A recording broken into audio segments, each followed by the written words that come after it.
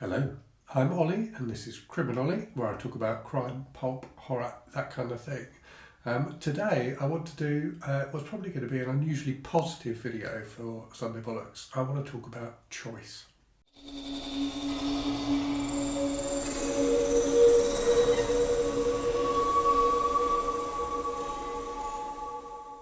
Now, I feel like quite often in these Sunday videos, I have a bit of a moan up about publishers or, well, usually publishers actually, about something.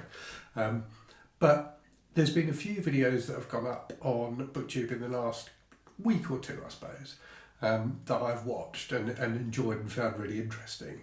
And it occurred to me that there's something that ties all three, and there's three different kind of strands I'm going to talk about. There's something that ties all three of those strands together, and that is the question of choice.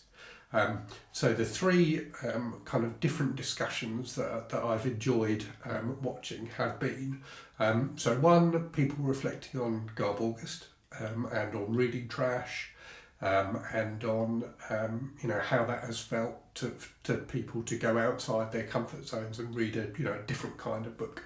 The second thing is the debate about dead white male authors.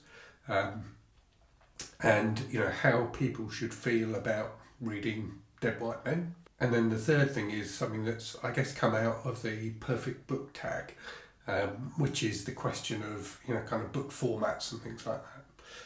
And in all of those things, it occurs to me that that we have an enormous amount of choice at the moment that previous generations of readers probably haven't had, and that we are enormously lucky to have that choice. So I just wanted to reflect on that against each of those three themes, and just have a bit of a chat about it, really. So as always, let me know in the comments what your thoughts on this are.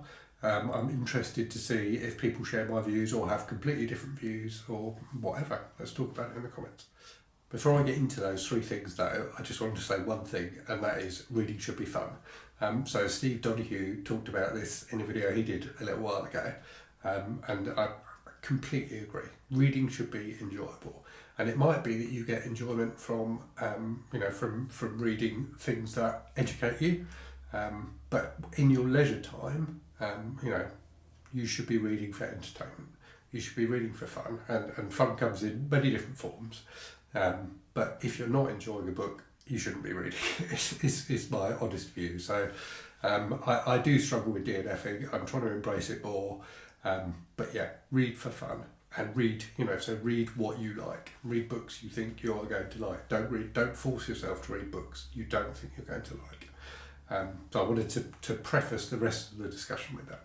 So anyway, let's get into the three different things. So the first one is Garb August, and discussions around trashy books and pushing ourselves to read slightly outside of our comfort zones. So I've just said, read what you like, read books you think you're going to like. But I'm also a firm believer that we should try different things. And if you only read the same kind of thing again and again and again, it's going to get stale after a while and you will enjoy it less.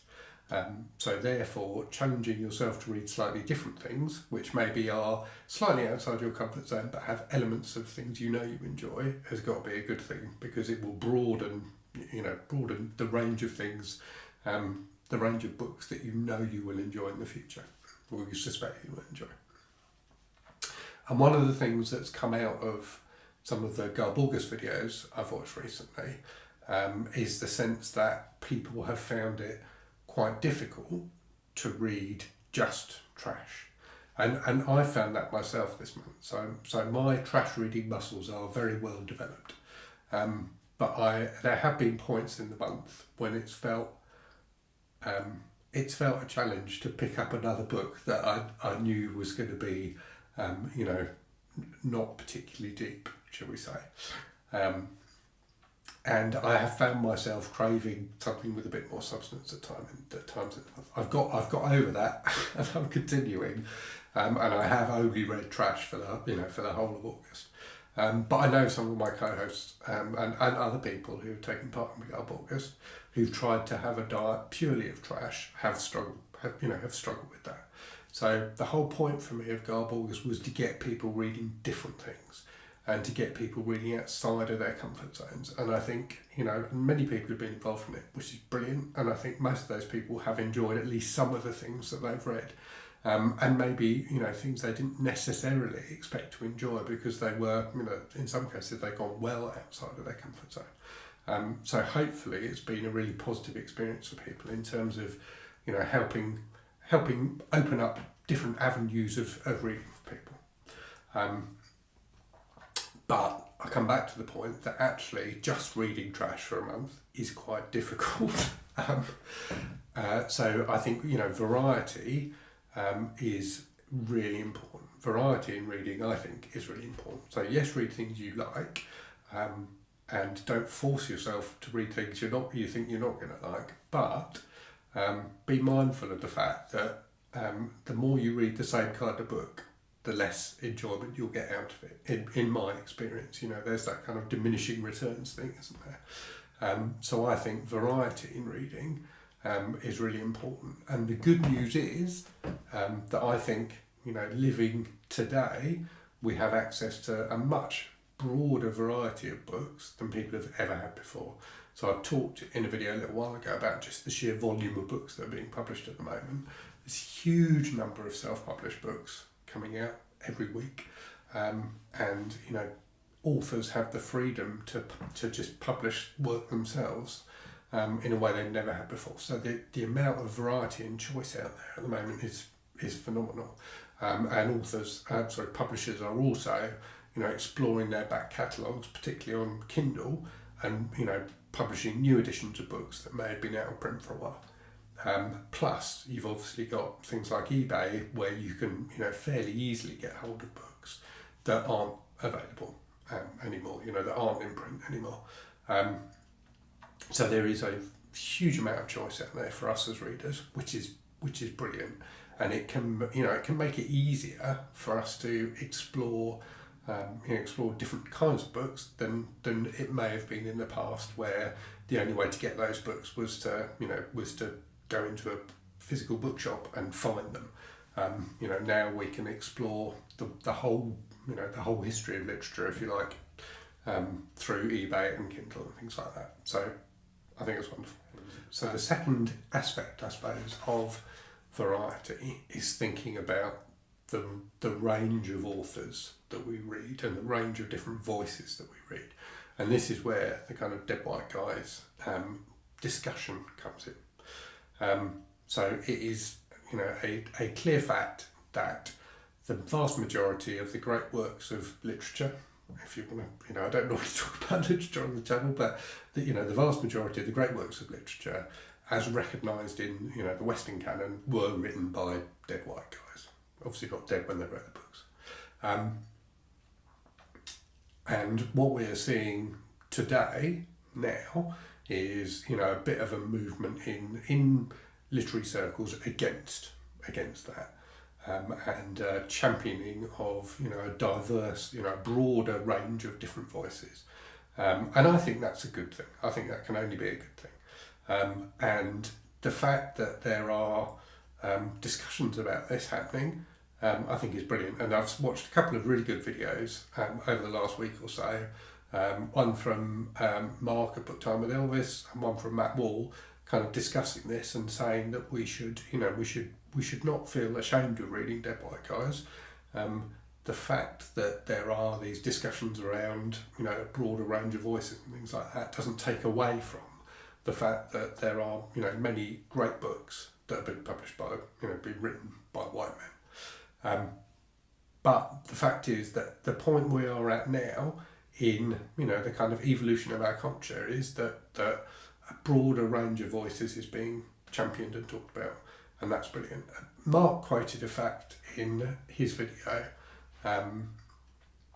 which was around, I think it was an article he'd read in The Guardian, about the publishing industry at the moment, where somebody in publishing was saying that it's reasonably difficult at the moment for young white men to get literary fiction published.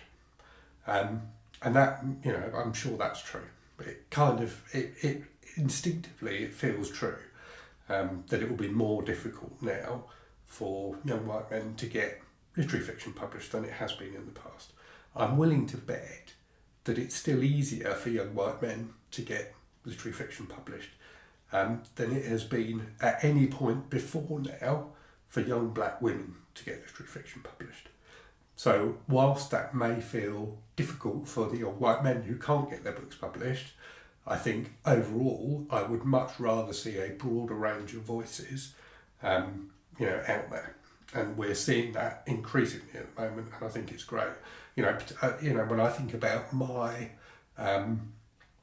my particular interests, so if I think about horror fiction, there's definitely a much broader range of voices in horror fiction now getting published than there ever have been before. So if you think about kind of the heyday, I guess, of horror fiction in like the 70s and 80s, it's almost overwhelmingly white men. Whereas now, there are authors like V. Castro, like Stephen Graham Jones. There's a much broader range of authors coming out, and that's I think that can only be good for the genre, because the more different voices you have, the richer the genre becomes. But that in no way takes away from the fact that Stephen King is a fantastic horror novelist, or whatever.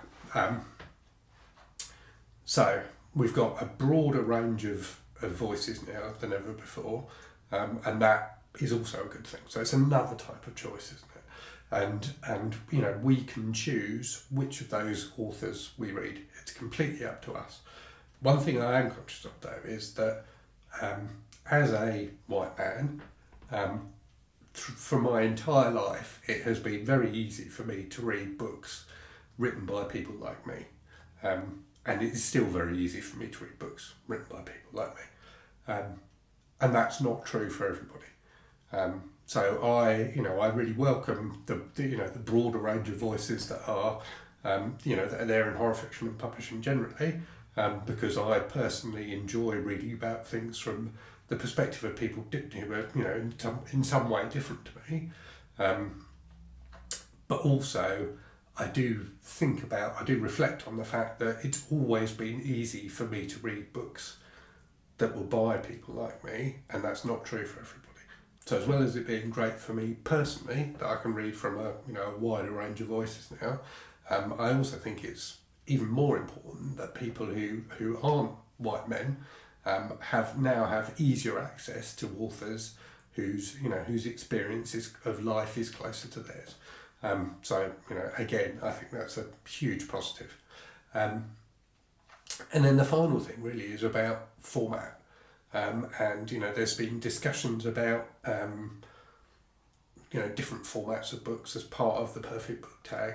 There's also been quite a lot of discussion of audiobooks and things like that in response to the video that Brian Lee Durfee put up the other day about the health challenges he's got around his eyesight, which was an incredibly moving video. And Michael K. Vaughan did a really good video about audiobooks in response to that. So really, echoing what Michael said, it's fantastic, again, in terms of choice, that we have access to books in so many different ways now.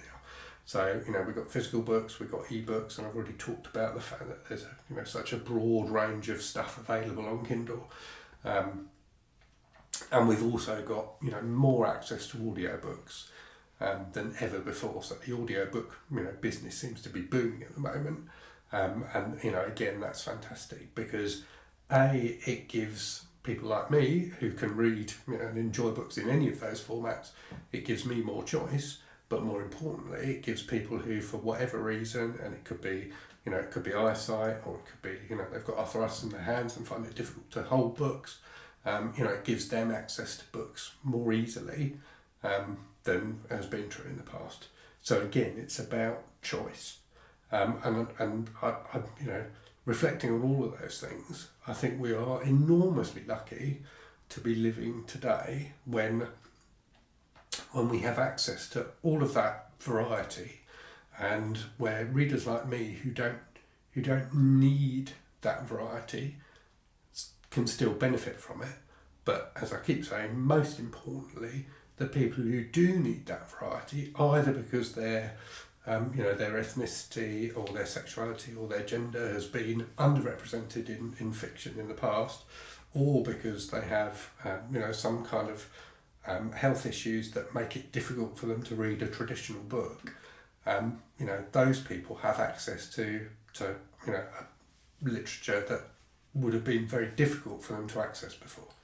So as usual on the Sunday, it was a bit of a ramble, but hopefully a positive one. Do let me know what you think in the comments.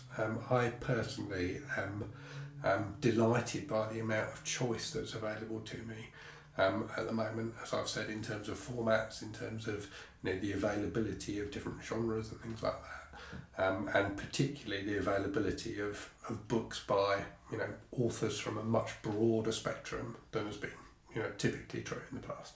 Do let me know what you think in the comments. Let me know if if like me you welcome all of this choice. I think it's an overwhelmingly positive thing. As always, thanks very much for watching. I hope you're safe and well out there. I hope you are reading good stuff, and I'll speak to you again very soon. Cheerio.